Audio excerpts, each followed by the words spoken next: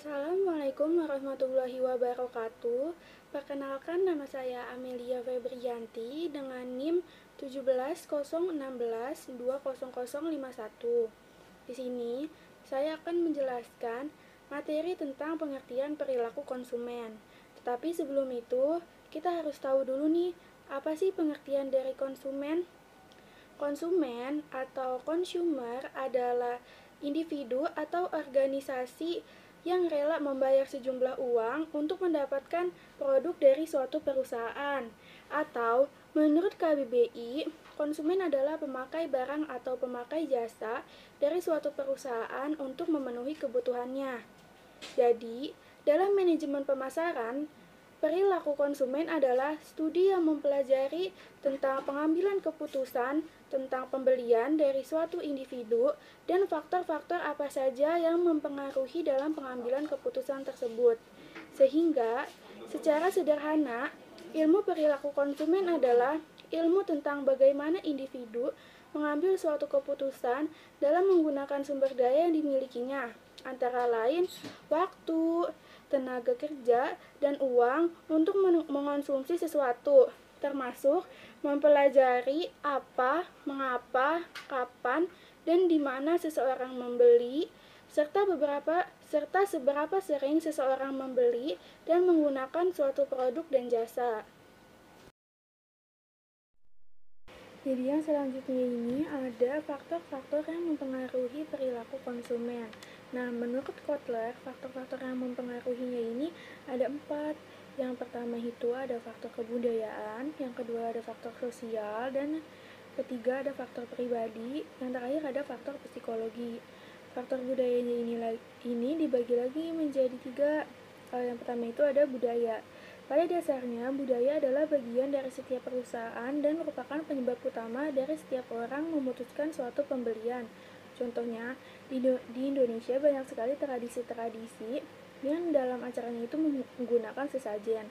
Nah, jika sudah mendekati hari H acara tersebut, maka secara tidak langsung akan meningkatkan penjualan dari buah-buahan. Yang kedua itu ada subkultur. Jadi setiap budaya itu kan mempunyai subkultur yang terdiri dari agama, kebangsaan, wilayah geografis, dan ras. Contohnya itu, penjual baju pasti akan menyesuaikan jenis bahan pakaiannya itu jika ingin dijualkan pada daerah tropis ataupun daerah subtropis. Nah, yang ketiga itu ada kelas sosial. Seperti yang sudah kita tahu, kan ada 3 kelas sosial nih di masyarakat. Yang pertama itu ada kelas atas, yang kedua ada kelas menengah, dan yang ketiga itu ada kelas bawah. Nah, pastinya minat dari orang-orang di kelas atas, menengah, dan bawah itu berbeda kan? Jika kelas menengah ke atas lebih menyukai barang-barang yang dijual di mall atau di swalayan, maka mungkin kelas menengah ke bawah lebih menyukai barang-barang yang dijual di pasar. Terus yang kedua itu ada faktor sosialnya. Faktor sosial juga dibagi menjadi 3. Yang pertama itu ada kelompok referensi. Kelompok referensi ini memiliki potensi untuk membentukkan sikap kita atau perilaku individu. Gampangnya itu, kelompok referensi itu kelompok pergaulan kita atau circle. Misalnya, jika tadinya tuh kita lebih menyukai produk-produk di bidang kecantikan, tetapi kita mempunyai kelompok referensi yang lebih menyukai produk di bidang kuliner, maka lama-kelamaan kita juga akan terpengaruh dan lebih menyukai produk kuliner. Yang kedua itu ada keluarga. Jadi perilaku pembeli itu sangat dipengaruhi oleh anggota keluarga. Jadi penjual itu berusaha mencari nih peran dan pengaruh anggota keluarganya. Misalkan dalam memenuhi kebutuhannya, peran ibu dan anak perempuan itu yang lebih berpengaruh, maka target penjualannya adalah wanita. Yang ketiga itu ada peran dan status. Jika status adalah kedudukan kita di masyarakat, maka peran adalah kewajiban yang harus kita jalankan dari status tersebut. Contohnya itu, seorang ibu bekerja sebagai manajer di suatu perusahaan. Dengan demikian, si ibu ini kan memiliki 2 peran dan 2 status, sehingga dalam melakukan pembelian peran dan status itu tuh mempengaruhi tingkat pembelian si ibu itu. Nah, yang ketiga itu ada faktor pribadi. Faktor pribadi juga dibagi menjadi 5. Yang pertama itu ada usia. Maksudnya Pastinya tuh kebutuhan anak usia dini seperti bayi atau anak kecil itu berbeda dengan remaja yang berstatus sebagai pelajar. Jika bayi lebih memusatkan kebutuhannya kepada susu atau popok, maka pelajar lebih memusatkan pemenuhan kebutuhannya itu pada buku, tas, atau sepatu sekolah. Yang kedua itu ada pekerjaan. Jadi pekerjaan itu memiliki dampak yang signifikan pada perilaku pembelian.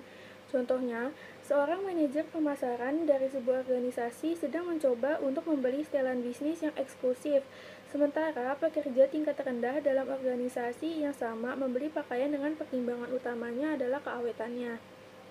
Terus yang ketiga adalah situasi ekonomi. Setiap orang kan memiliki situasi ekonomi yang berbeda. Contohnya, jika suatu kelompok masyarakat memiliki pendapatan dan tabungan yang tinggi, maka ia lebih mempunyai kesempatan untuk memiliki produk yang harganya lebih tinggi pula. Dan sebaliknya, jika kelompok masyarakat mempunyai pendapatan dan tabungan yang rendah, maka uangnya hanya cukup untuk dibelikan kepada produk yang harganya murah. Lalu yang keempat itu ada gaya hidup. Gaya hidup merupakan faktor lain yang mempengaruhi perilaku pembelian. Hal ini mengacu pada cara seseorang hidup dalam masyarakat dan mengekspresikan hal-hal di lingkungan mereka. Contohnya, misalkan walaupun si orang itu tuh memiliki pendapatan dan tingkat tabungan yang rendah, tetapi jika orang itu memiliki gaya hidup yang glamor, maka ia akan lebih suka untuk membeli barang-barang yang bermerek. Yang terakhir itu ada kepribadian. Jadi setiap orang itu kan memiliki kepribadian yang berbeda. Seperti yang tadi saya sebutkan, hampir mirip dengan gaya hidup. Kepribadian ini juga contohnya jika seseorang itu memiliki pendapatan yang tinggi dan tabungan yang tinggi, tapi ia tuh memiliki kepribadian yang sederhana, maka tingkat pembeliannya juga akan cenderung pada barang-barang yang harganya lebih murah. Lalu, faktor yang keempat itu ada faktor psikologis yang terdiri dari motivasi, persepsi, keyakinan, dan sikap. Nah, keempat hal ini tuh berpengaruh karena jika kita membeli suatu barang pasti ada motivasi yang mendorong kita untuk memiliki hal tersebut. Misalnya, seorang mahasiswa mempunyai motivasi untuk memiliki binder karena ia beranggapan bahwa binder itu penting dalam menunjang kegiatan belajar mengajarnya. Atau juga jika seorang ayah mendaftarkan keluarganya pada asuransi, maka motivasi yang ia jalankan itu kan motivasi jaga-jaga andai kata ada sesuatu yang terjadi di dalam keluarganya, seperti itu. Selanjutnya adalah teori perilaku konsumen. Menurut Swasta dan Handoko, teori perilaku konsumen itu dibagi menjadi 4. Yang pertama itu ada teori ekonomi mikro. Dalam teori ini menjelaskan bahwa keputusan untuk membeli merupakan hasil perhitungan ekonomis rasional yang sadar. Pembeli individu berusaha menggunakan barang-barang yang akan memberikan kegunaan paling banyak sesuai dengan selera dan harga-harga relatif. Intinya adalah teori ini menganggap bahwa konsumen akan berupaya untuk memaksimalkan tingkat kepuasannya dengan membeli produk atau barang yang dianggap dapat memaksimalkan hal tersebut. Yang kedua adalah teori psikologis. Teori ini mendasari faktor-faktor psikologis individu untuk selalu dipengaruhi oleh kekuatan lingkungan yang merupakan penerapan dari teori-teori bidang psikologis dalam menganalisa perilaku konsumen. Maksudnya adalah sikap, keyakinan, pengalaman masa lalu, dan kesadaran untuk bagaimana seseorang memanfaatkan suatu keadaan untuk mencapai tujuan merupakan faktor-faktor yang dapat mempengaruhi tingkat pembelian. Selanjutnya adalah teori sosiologis, yaitu teori yang lebih menitik beratkan pada hubungan dan pengaruh antara individu-individu yang lebih dikaitkan dengan perilaku mereka, jadi lebih mengutamakan perilaku kelompok daripada perilaku individu. Karena manusia merupakan social animal, yang maksudnya manusia mampu menyesuaikan dirinya dengan kultur atau budaya di lingkungan hidupnya.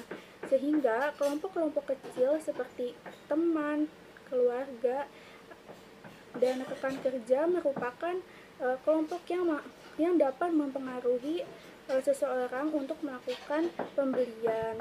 Yang terakhir adalah teori antropologis, yaitu teori ini sama dengan teori sosiologis karena menekankan pada tingkah laku, tetapi teori ini mengarahkan pada kelompok yang lebih luas, antara lain kebudayaan, subkultur, dan kelas-kelas sosial. Selanjutnya ini ada meneliti perilaku konsumen. Jadi meneliti perilaku konsumen ini mempunyai 3 pendekatan. Yang pertama itu ada pendekatan interpresif, yaitu pendekatan yang menggali secara mendalam perilaku konsumen dan hal yang mendasarinya. Nah, studi ini dilakukan melalui wawancara panjang dan group discussion untuk memahami apa makna sebuah produk dan jasa bagi konsumen dan apa yang dirasakan atau dialami konsumen ketika membeli dan menggunakannya. Dan yang kedua itu ada pendekatan tradisional. Pendekatan ini tuh didasari pada teori dan metode dari ilmu psikologi. Pendekatan ini bertujuan mengembangkan teori dan metode untuk menjelaskan perilaku dan pembuatan keputusan konsumen. Lalu yang ketiga itu ada pendekatan sains pemasaran. Jadi pendekatan ini tuh didasari pada teori dan metode dari ilmu ekonomi dan statistik. Pendekatan ini dilakukan dengan mengembangkan dan menguji model matematika berdasarkan hierarki kebutuhan manusia menurut Abraham Maslow untuk memprediksi pengaruh strategi marketing terhadap pilihan dan pola konsumsi yang dikenal dengan sebutan moving rate analysis. Ketiga pendekatan sama-sama memiliki nilai yang tinggi dan memberikan pemahaman atas perilaku konsumen. Tetapi, sebuah perusahaan dapat saja menggunakan salah satu atau seluruh pendekatan tergantung permasalahan yang dihadapi dari perusahaan tersebut. Baik, Assalamualaikum warahmatullahi wabarakatuh. Nama saya Pipi Hapiani dengan NIM 1701620123. Di sini saya akan menjelaskan mengenai roda analisa perilaku konsumen. Roda analisa perilaku konsumen adalah kerangka kerja yang digunakan pemasar untuk meneliti, menganalisis, dan memahami perilaku konsumen agar dapat menciptakan strategi pemasaran yang lebih baik. Selanjutnya adalah 3 elemen dari roda analisa perilaku konsumen.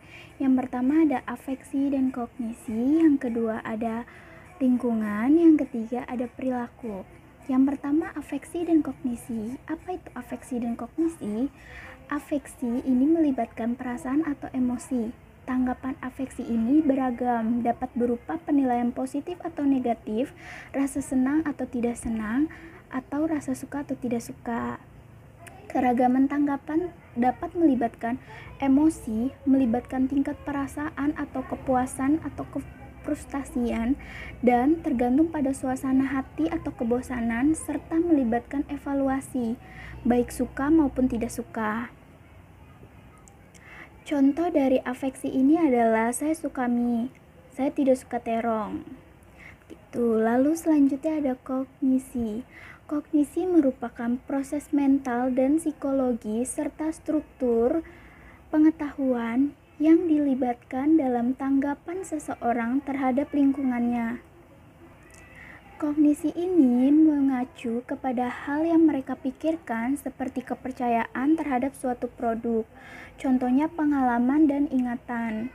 Ketika suatu konsumen melakukan proses jual beli atau melakukan pembelian terhadap suatu produk.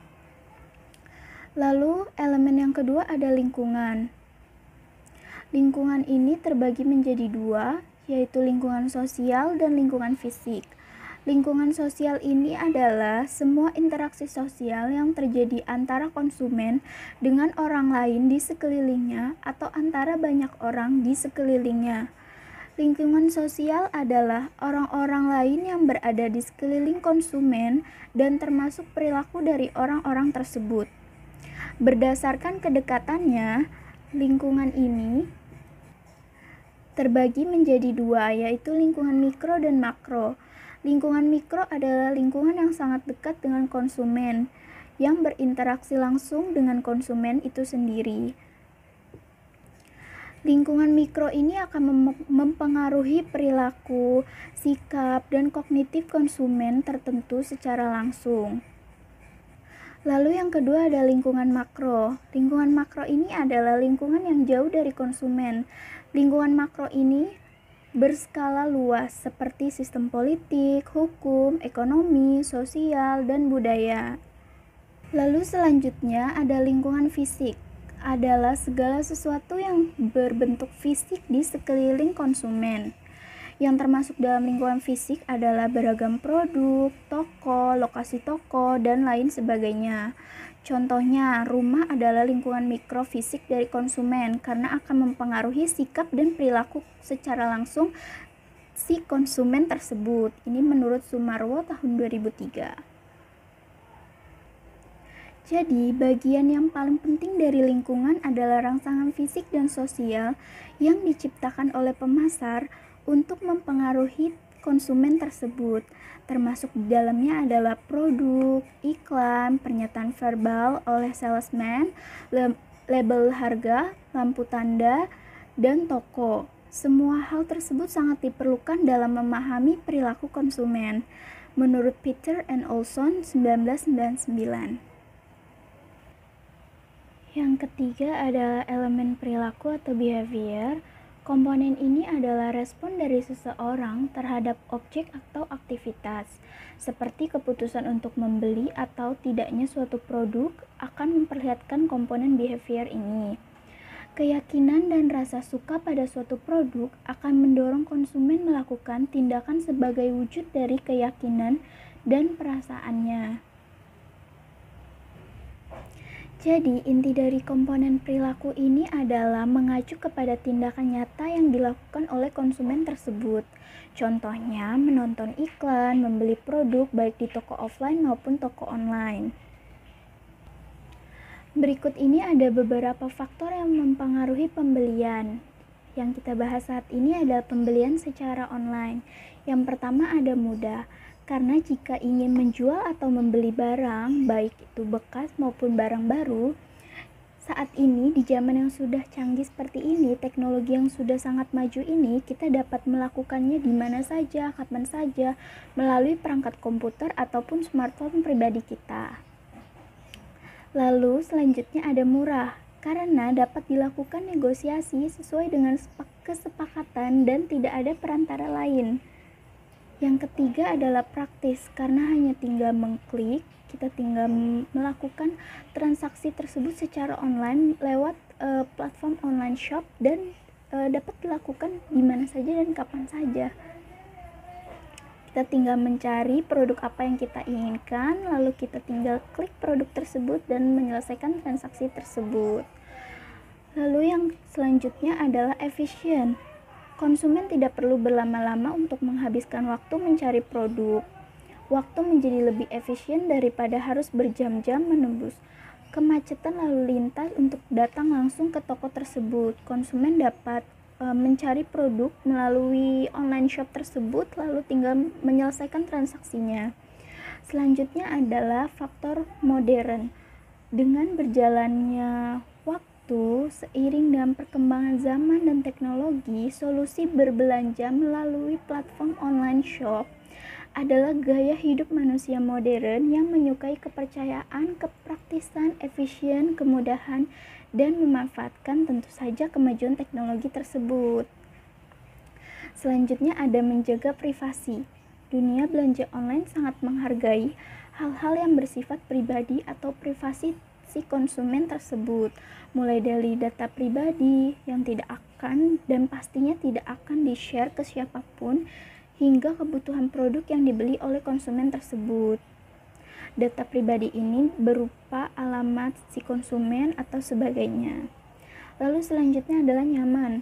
Untuk kenyamanan konsumen tentu saja banyak pilihan pembayaran transaksi tersebut, mulai dari bayar di tempat, terus transfer bank, kartu kredit, dan sekarang juga sudah banyak e-wallet lainnya. Lalu selanjutnya adalah tanpa batas. Ya tentu saja pembelian secara online ini dapat dilakukan tanpa batas, baik itu pagi, siang, sore, maupun malam, tanpa adanya batasan waktu untuk melakukan kegiatan jual beli online tersebut. Lalu konsumen juga dapat membeli produk tersebut dari berbagai belahan dunia, baik itu di dalam negeri maupun di luar negeri. Assalamualaikum warahmatullahi wabarakatuh. Nama saya Rio Susanto dengan NIM 17016201107. Di sini saya akan melanjutkan materinya. Saya akan membahas tentang manfaat mempelajari perilaku konsumen, karakteristik perilaku konsumen, dan jenis-jenis perilaku konsumen. Yang pertama, manfaat mempelajari perilaku konsumen. Nah, kira-kira apa sih manfaat mempelajari perilaku konsumen? Nah, manfaat ini dapat dirasakan oleh 3 segmen. Yang pertama, oleh pemasar itu sendiri atau produsen, pemerintah, dan akademisi. Nah, manfaat bagi pemasar apa sih? Nah, yang pertama, dengan mempelajari perilaku konsumen, pemasar dapat membujuk konsumen untuk membeli produk yang dipasarkan oleh seorang pemasar atau produsen itu sendiri. Yang kedua, memahami konsumen dalam berperilaku, bertindak, dan berpikir, agar pemasar atau produsen mampu memasarkan produknya dengan baik. Memahami mengapa dan bagaimana konsumen mengambil keputusan, sehingga pemasar atau produsen dapat merancang strategi pemasaran dengan baik. Nah, dua, manfaat bagi pemerintah. Apa sih kira-kira manfaatnya bagi pemerintah dengan mempelajari perilaku konsumen?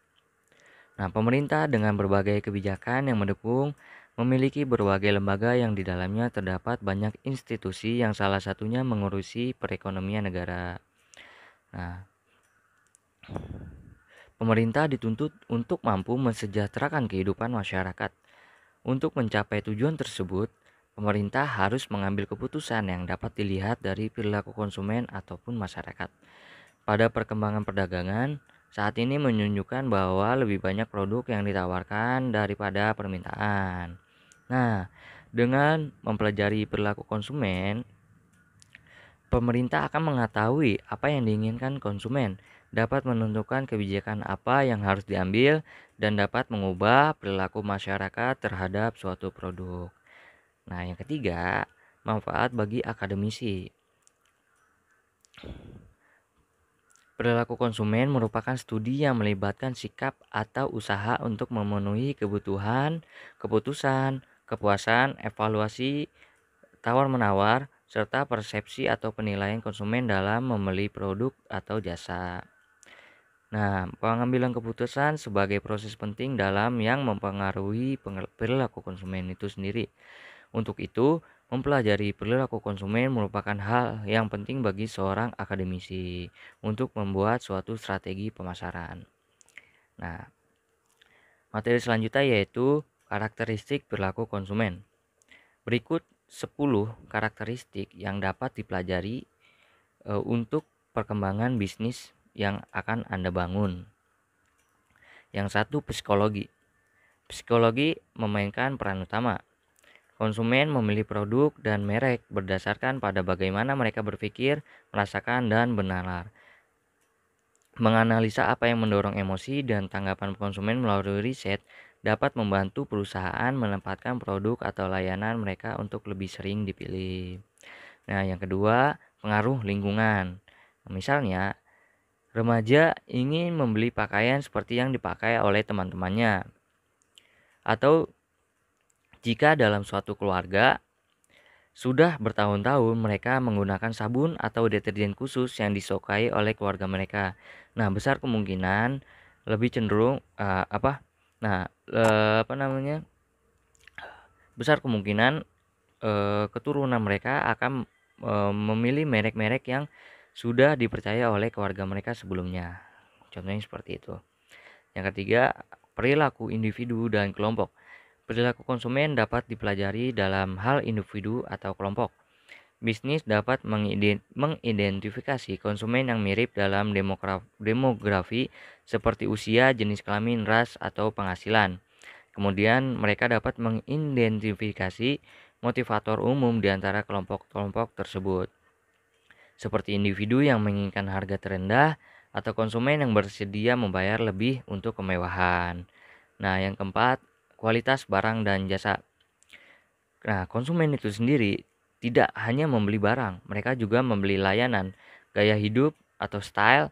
Apakah itu produk nyata seperti pembersih rumah tangga sesuai iklan yang dimuat televisi? Terkadang konsumen mendasarkan keputusan mereka pada nilai dan variabel yang sama. Yang kelima, ada perilaku konsumen mempengaruhi masyarakat. Konsumen menjadi apa yang mereka beli. Jika misalnya konsumen membeli makanan yang lebih sehat, maka kesehatan secara keseluruhan dapat meningkat. Atau sebaliknya, jika orang mengonsumsi lebih banyak alkohol, tembakau, atau makanan sampah atau junk food, maka biaya perawatan kesehatan secara keseluruhan dapat meningkat karena masalah seperti obesitas, kanker, atau penyakit jantung, atau penyakit-penyakit lainnya. 6. Personalisasi lebih disukai. Produk dan layanan yang dipersonalisasi telah menjadi populer karena konsumen ingin dilayani secara khusus. Ada perusahaan yang telah menciptakan earphone yang disesuaikan untuk pelanggan mereka sehingga mereka mendapatkan yang terbaik untuk telinga mereka. Ini contohnya. Yang ketujuh, menginginkan kenyamanan. Konsumen dalam membeli suatu produk atau jasa mendambakan kenyamanan karena teknologi telah membuat segalanya lebih mudah.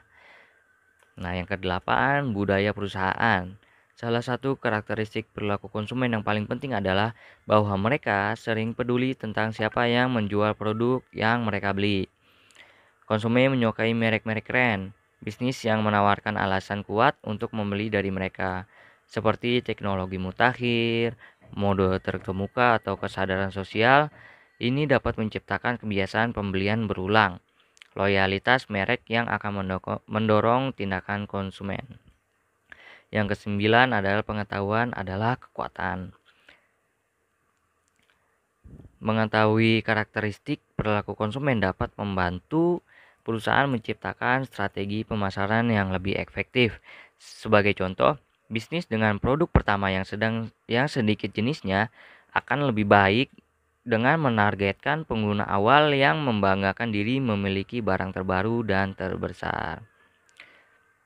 Yang ke-10, membuat tanpa menjual.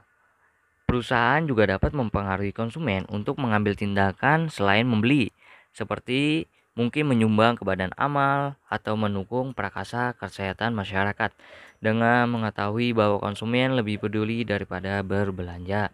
Konsumen lebih cenderung mendukung bisnis jika mereka percaya bahwa bisnis itu berbagi keprihatinan daripada yang konsumen rasakan. Nah, kita akan memasuki jenis-jenis perilaku konsumen. Ada 2 jenis konsumen, yaitu yang pertama konsumen rasional. Apa sih konsumen rasional itu? Nah, konsumen rasional adalah konsumen yang mengedepankan berbagai aspek konsumen secara umum, seperti kebutuhan utama, kebutuhan mendesak, dan kegunaan produk terhadap konsumen tersebut. Nah, berikut ciri-ciri dari konsumen rasional. Nah, konsumen rasional biasanya hanya membeli suatu produk berdasarkan kebutuhannya, bukan berdasarkan keinginannya. Yang kedua, produk yang dibeli oleh konsumen rasional ini memberikan kegunaan optimal bagi dirinya. Selanjutnya, konsumen rasional ini hanya membeli produk-produk yang terjamin kualitas dan mutunya. Nah, yang terakhir, konsumen rasional ini umumnya membeli suatu produk yang harganya sesuai dengan kemampuan keuangannya. Nah, yang kedua, ada konsumen irasional. Bedanya dengan konsumen rasional, konsumen irasional adalah konsumen yang mudah terbujuk oleh iming-iming potongan harga atau strategi marketing lainnya dari iklan atau suatu strategi marketing lainnya dari suatu produk tanpa mengedepankan aspek kebutuhan atau kegunaan produk tersebut bagi dirinya. Nah, ciri-cirinya dari konsumen irasional adalah yang pertama, konsumen irasional sangat mudah dipengaruhi oleh iklan dan promosi di berbagai media. Yang kedua, konsumen irasional cenderung memilih barang-barang berdasarkan popularitas merek bukan berdasarkan kegunaannya. Yang ketiga, biasanya konsumen irasional ini cenderung membeli barang karena prestis atau gengsi, bukan berdasarkan kebutuhannya. Sekian yang dapat saya sampaikan. Selebihnya saya mohon maaf. Wabillahi taufik walhidayah. Assalamualaikum warahmatullahi wabarakatuh. Nah, selanjutnya ini ada segmentasi pasar nih teman-teman. Sebelumnya perkenalkan, saya Nabila Khairunisa dengan NIM 17016200131. Segmentasi pasar itu merupakan pembagian kelompok pembeli yang memiliki perbedaan kebutuhan, karakteristik, ataupun perilaku di dalam suatu pasar tertentu.